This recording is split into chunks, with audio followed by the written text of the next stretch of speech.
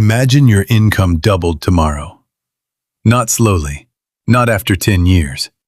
Tomorrow. Suddenly the apartment you wanted feels affordable. The better car doesn't seem so crazy.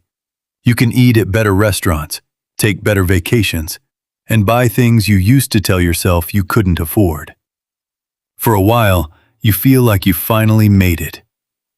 Then something strange happens. A few months pass, and you don't feel rich anymore.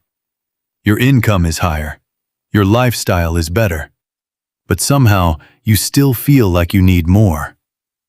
So here's the question. Why does more money feel so powerful at first and then become normal so quickly? The answer isn't simply that people spend too much. There's a psychological cycle hiding underneath your money. And once you understand it, you'll start seeing every raise, every upgrade, and every purchase differently. Imagine someone earning $50,000 a year. They have a small apartment, an older car. They cook most of their meals. They don't think much about luxury. Then they get a raise. Now they're making $70,000.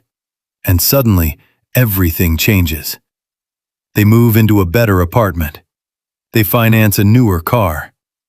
They eat out more often. They take better vacations. They add subscriptions they never needed before. None of these decisions seem crazy. That's exactly why the cycle is so powerful. Lifestyle inflation rarely arrives as one massive decision.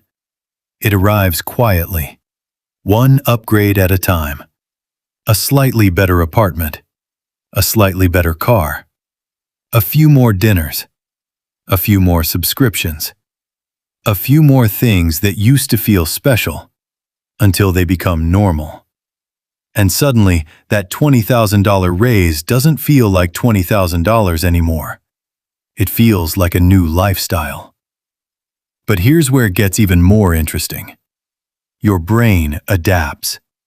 The apartment that once felt luxurious eventually just feels like home. The car that once made you excited eventually becomes transportation. The restaurant that once felt special eventually becomes somewhere you casually go. The upgrade doesn't disappear. Your reaction to the upgrade does. Yesterday's luxury becomes today's baseline.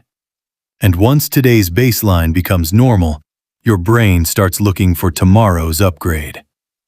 So you work harder. You earn more. You upgrade your life. You adapt. And then you need another upgrade. The treadmill keeps moving. But there's another problem. You don't judge your financial life in isolation. You compare it.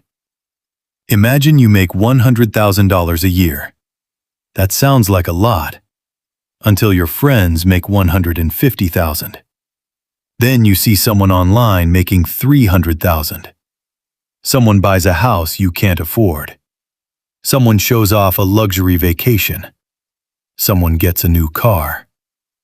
Suddenly, $100,000 doesn't feel like $100,000 anymore. It feels like you're behind. Because your brain doesn't only ask, how much do I have? It also asks, how am I doing compared with everyone else? And social media makes that comparison almost impossible to escape. You don't see someone's ordinary Tuesday. You see their best vacation, their best restaurant, their best car, their best house, their best moment. So your normal life gets compared with someone else's highlight reel. And suddenly, even a good financial life can feel like it's not enough. But now comes the part most people miss. There is a massive difference between earning more and becoming wealthier. Imagine your income increases by $20,000. That extra money can disappear into your lifestyle. Or you can capture part of it. You can save it, invest it, pay down expensive debt, build financial breathing room, buy assets. Because the first option gives you something immediately, a better lifestyle.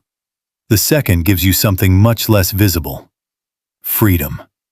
And freedom doesn't always look impressive.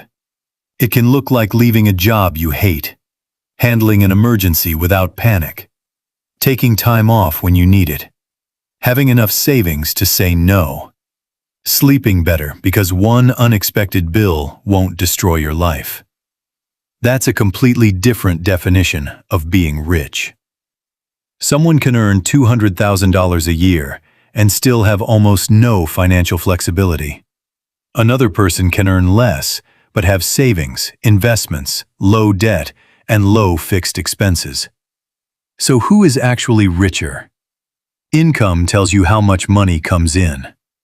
Wealth tells you how much freedom that money creates. And that's why chasing income alone can become dangerous. Because every raise can become an excuse for a bigger lifestyle. Every promotion can create a new baseline. Every upgrade can create another upgrade. Until one day you look around and realize something uncomfortable. You're earning more money than ever, but you're still waiting to feel rich. So how do you break the cycle? Not by living like you're poor, not by refusing every purchase, and not by turning your life into a punishment. The goal is much simpler. Capture your raises before your lifestyle does. When your income increases, automatically keep a portion of that increase before your brain gets used to it. Before the extra money becomes another monthly expense.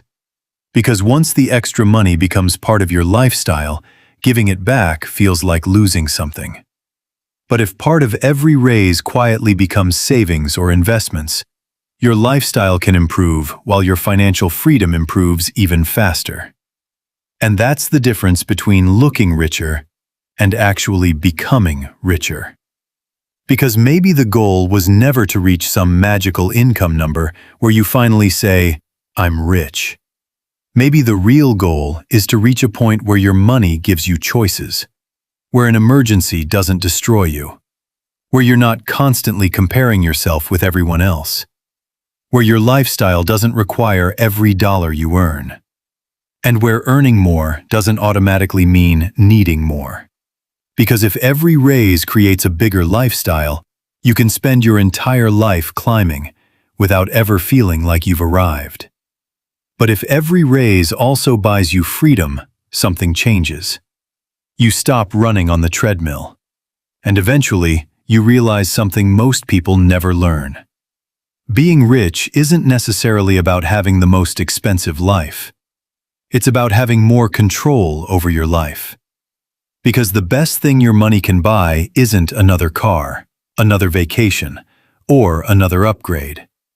It's the ability to say, "I don't have to." And that's when more money finally starts to feel like wealth.